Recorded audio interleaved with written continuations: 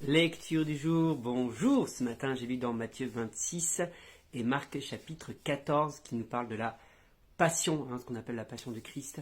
Le dernier repas, Jésus institue on rentre dans la passion, où Jésus institue le repas qu'on commémore régulièrement, ce fameux petit bout de pain. Aujourd'hui, ça s'est transformé en petit bout de pain et une petite coupelle de jus de raisin, mais c'était un véritable repas au sein d'un véritable repas que Jésus a institué ça, ce pain pour se rappeler que son corps a été crucifié, ce vin pour se rappeler que son sang a coulé, et c'est vraiment commémoratif, très important.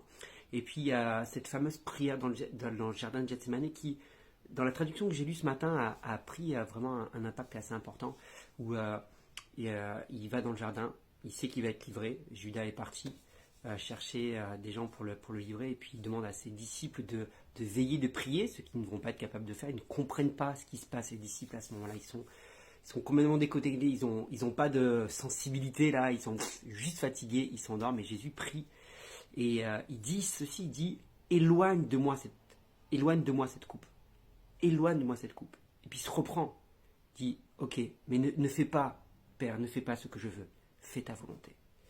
Et il sait l'enjeu, il connaît la souffrance qui l'attend, et j'aime toute cette humanité dans Jésus, toute cette prise de conscience de j'en veux pas, je veux pas passer par là.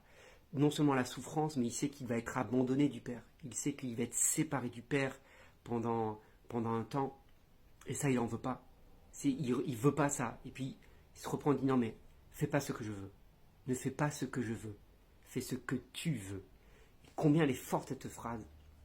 Je me dis, si seulement tous les chrétiens, si seulement nous tous, si seulement dans ma vie, je pouvais être dans cet objectif en permanence, en disant Seigneur, non, non, oui, c'est vrai qu'il y a ça, j'en veux pas de ça, je veux pas de ça, ou j'aimerais ci, j'aimerais ça, mais non, non, Seigneur, pas ce que je veux, mais ce que tu veux dans ma vie.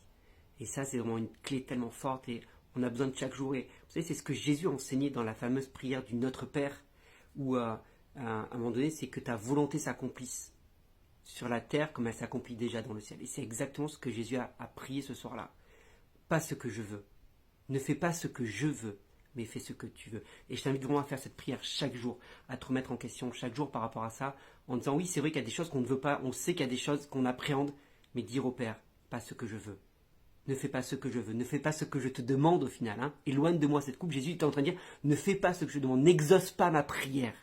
C'est ce qu'il est en train de dire, n'exauce pas ma prière. Mais que ta volonté s'accomplisse.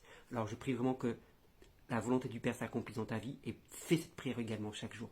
Et tu vas voir de grandes choses. Bonne journée.